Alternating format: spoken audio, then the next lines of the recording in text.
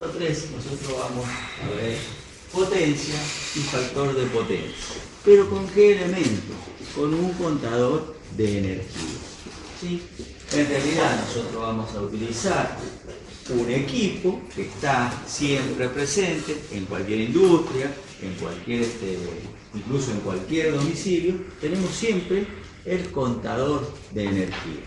Nosotros vamos a utilizar el contador de energía, ¿para qué? Para calcular la potencia. ¿Qué potencia? Potencia activa. Vamos a poder determinar, calcular potencia reactiva. Vamos a poder calcular el coseno de phi, tan solo con un elemento como es el contador de energía. Alguien se preguntará, pero si hay instrumentos específicos, alguien me va a decir, porque es técnico, yo si quiero medir la potencia activa, utilizo un batímetro y mido la potencia activa. O alguien me va a decir, y si yo quiero ver la reactiva, utilizo un barómetro y puedo medir, puedo saber el valor de la potencia reactiva. Pero esto tiene algunas ventajas. ¿Cuáles son? Que yo puedo determinar, puedo calcular la potencia sin tener el batímetro. Puedo calcular la potencia reactiva sin tener el instrumento del barómetro para medir la potencia reactiva. Y esto les puede suceder en algún momento de su vida profesional, independientemente de la carrera, independientemente de la actividad. Puede suceder que ustedes tengan que hacer un análisis de cómo está la red y no tengan los instrumentos. Entonces, con este método pueden llegar a determinar qué está sucediendo en el circuito. Cuando digo que está sucediendo, les digo cómo está el coseno de phi, cómo está la potencia reactiva, cómo estamos en realidad con la potencia aparente de mi circuito. Otra de las ventajas importantes de conocer este método es que nosotros no vamos a realizar ninguna conexión, ninguna desconexión del circuito. Fíjense, acá nosotros tenemos un circuito trifásico, tenemos los contadores de energía, que enseguida vamos a ver más o menos cómo está constituido un contador de energía, pero nosotros no vamos a realizar ningún cambio en la conexión, no vamos a realizar ninguna interrupción del servicio, y eso es una gran ventaja en el momento que nosotros tenemos que hacer el análisis, por ejemplo en una empresa o en una estación de bombeo. Nosotros no vamos a interrumpir el circuito.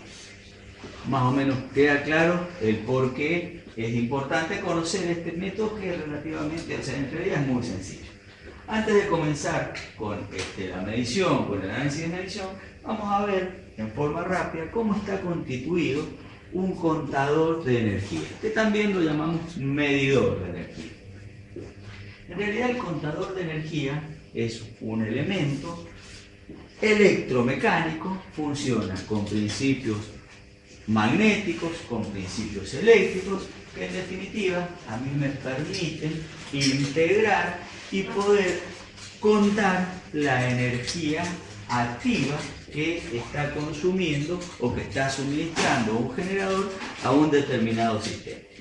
Fundamentalmente tenemos una parte voltimétrica y una componente amperométrica. ¿A qué me refiero cuando digo una parte o una componente? Fundamentalmente son bobinados en serie con el consumo, que estaríamos viendo la parte amperométrica, y bobinados en paralelo con el consumo, con nuestra carga, donde estamos viendo qué sucede con la parte voltimétrica.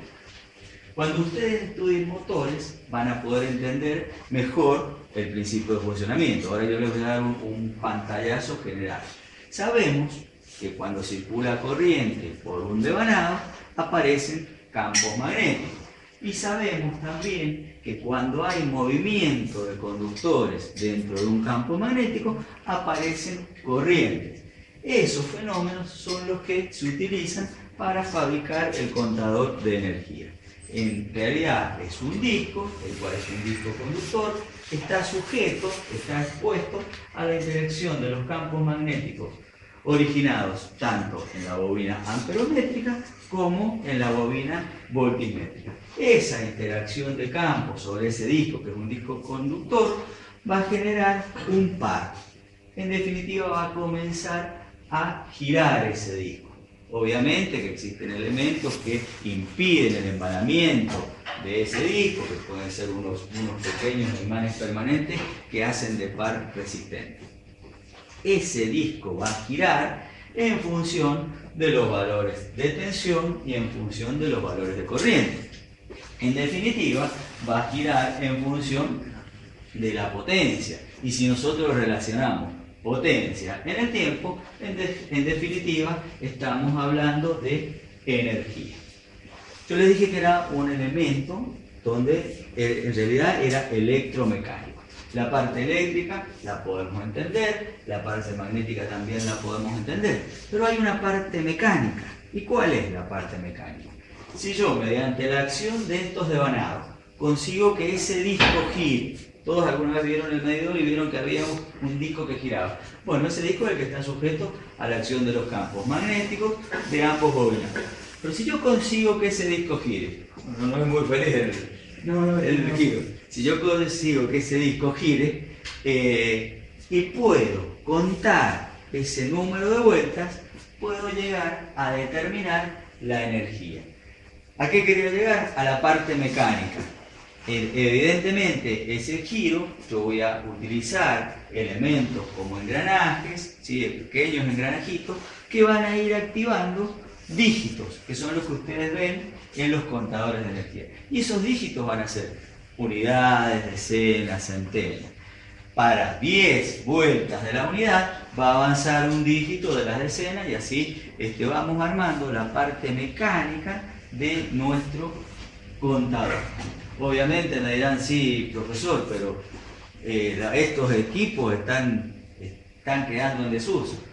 En realidad, hoy por hoy, estos equipos conviven con otros elementos, que son elementos con mayor componente electrónico, que son los digitales.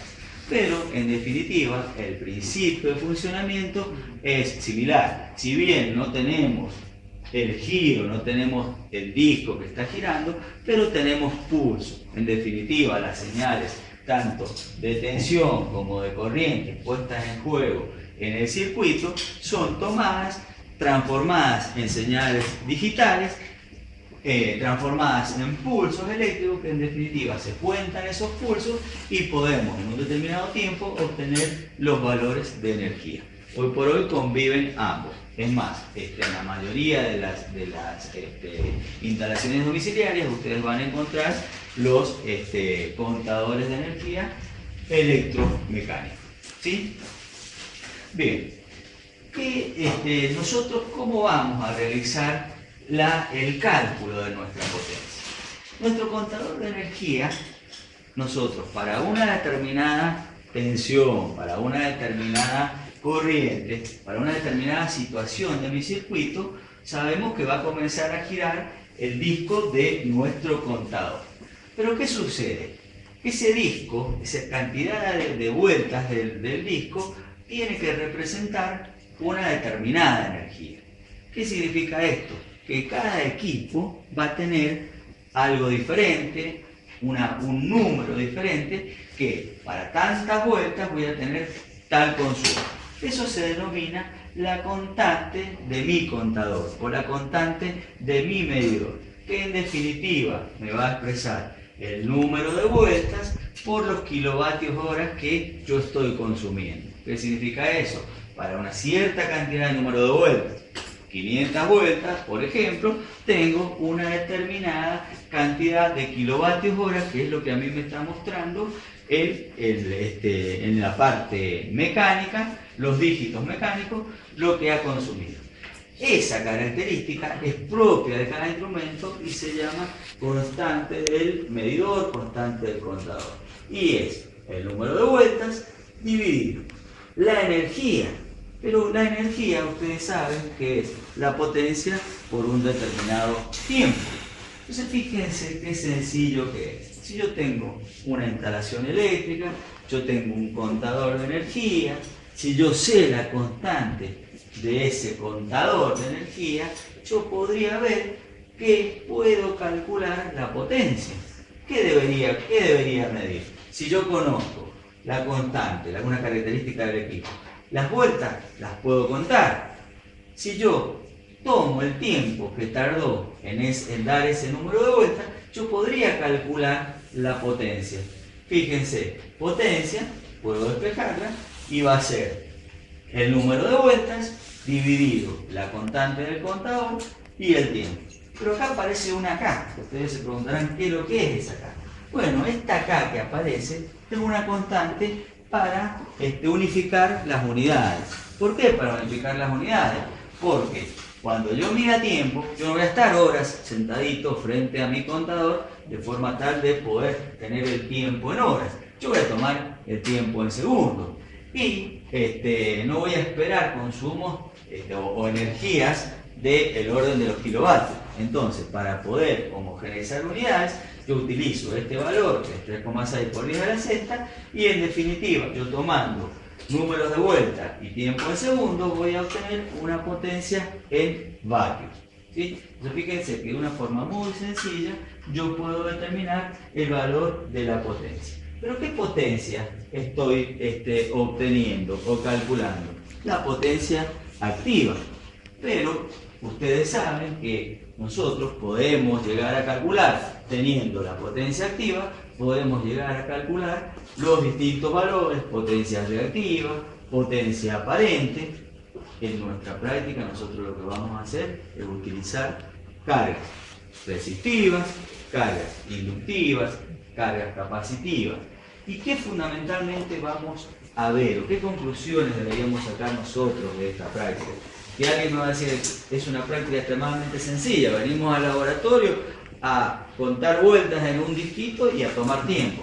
Sí, es tan sencilla como eso, pero a nosotros eso nos va a permitir sacar conclusiones importantes. ¿Cuáles son esas conclusiones importantes?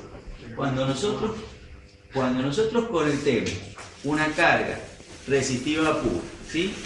O una carga RL, vamos a tomar los valores, vamos a poder calcular la potencia, vamos a tener también la posibilidad, en este caso de la práctica, de tener un amperímetro, de tener voltímetro, y vamos a poder medir corrientes. Si nosotros tenemos una carga RL, que son la mayoría de las cargas, en el 99,99% de los casos, las cargas que se van a encontrar van a ser RL o R o L. ¿Sí? L prácticamente nunca, siempre hay una componente resistiva. ¿Pero qué significa eso? Que nosotros vamos a poder medir una corriente.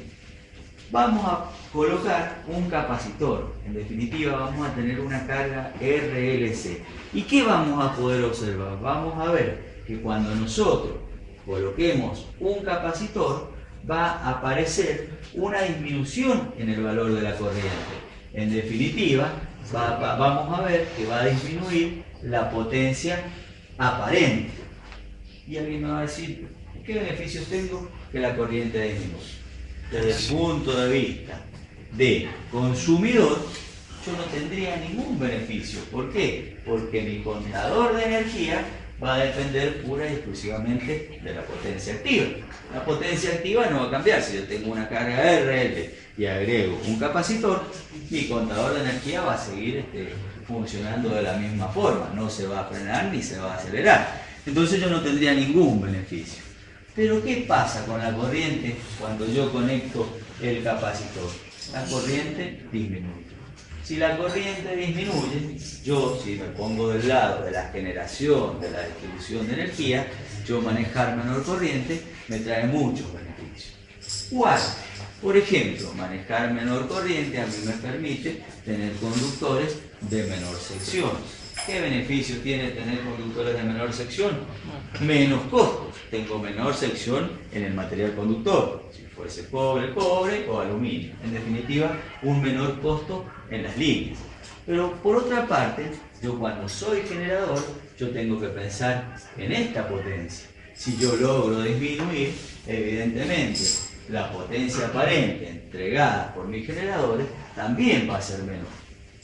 Entonces, estamos viendo, estamos palpando, vamos a poder ver, vamos a poner en evidencia lo que ustedes ya han visto y han estudiado en teoría, que es conveniente mejorar el coseno del phi. Ahora, ¿qué pasa si nosotros lo dejamos como que es conveniente?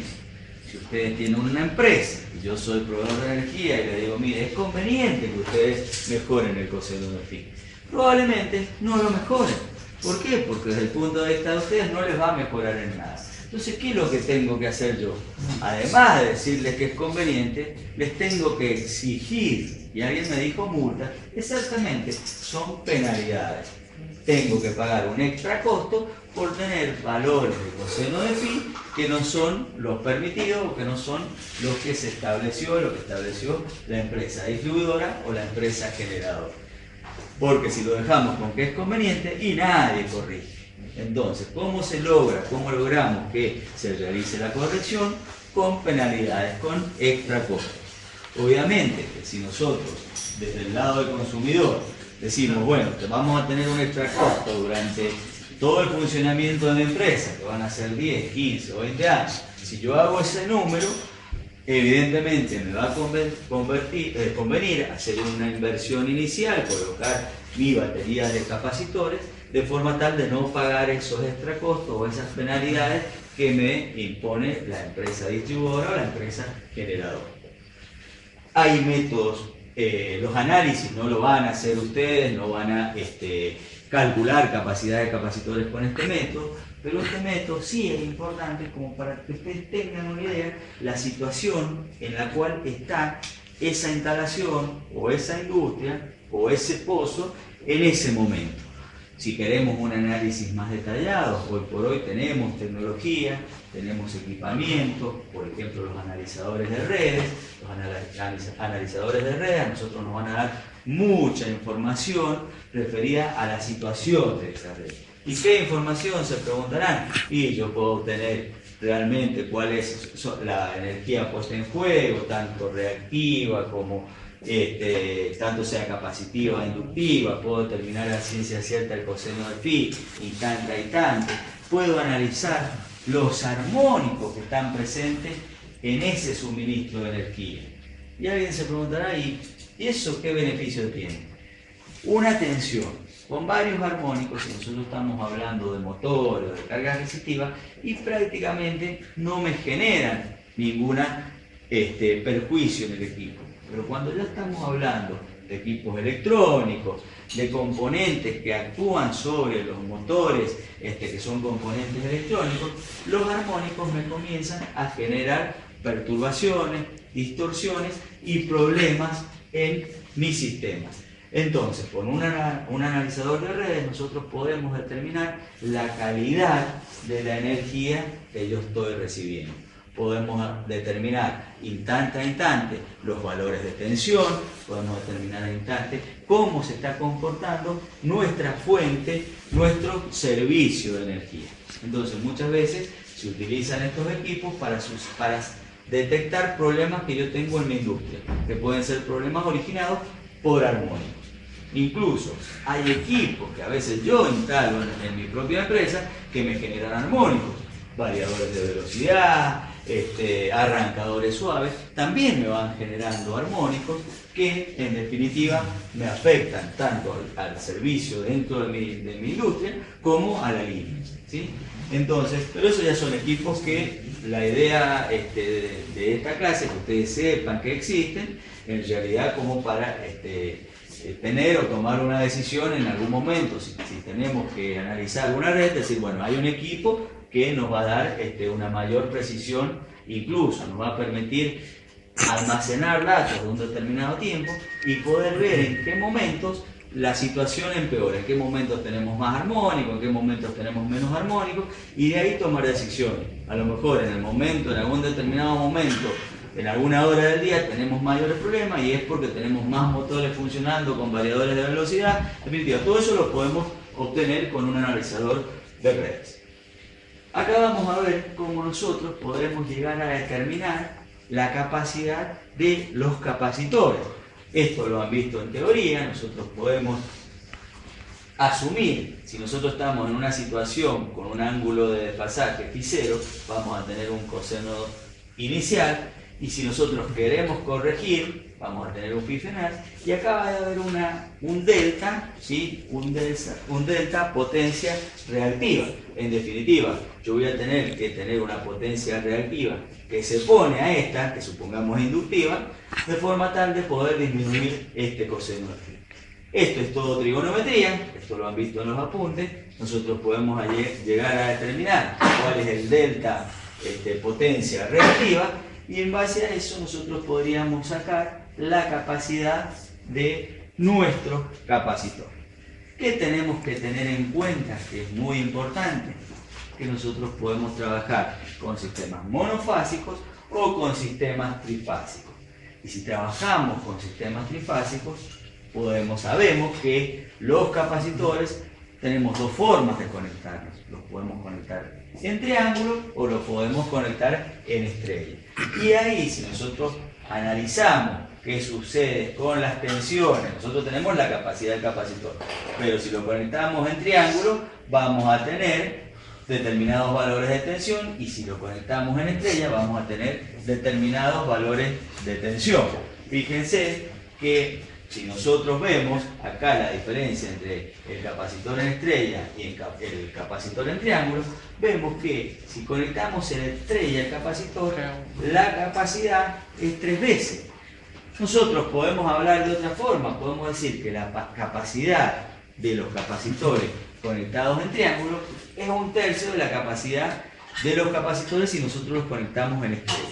Esto es lo que a mí me interesa. Obviamente que este análisis lo hacen, trigonométrico, matemático, pero esto es muy importante. ¿Por qué es muy importante? Porque fíjense que si yo decido conectar mis capacitores en triángulo, voy a conectar una capacidad que va a ser 3 veces menor a la capacidad que yo necesitaría si lo voy a conectar en estrella. Entonces, si yo tengo un capacitor de menor capacidad, obviamente que voy a tener menores costos. Entonces es muy importante que esto lo tengamos claro. ¿Cómo conviene conectar los capacitores? Y los capacitores conviene conectarlos en triángulo. ¿Por qué? ¿Por qué conviene? Porque la capacidad del capacitor, si yo lo voy a conectar en triángulo, va a ser la tercera parte de la capacidad del capacitor si yo lo voy a conectar en estrella. Entonces, esto es muy importante.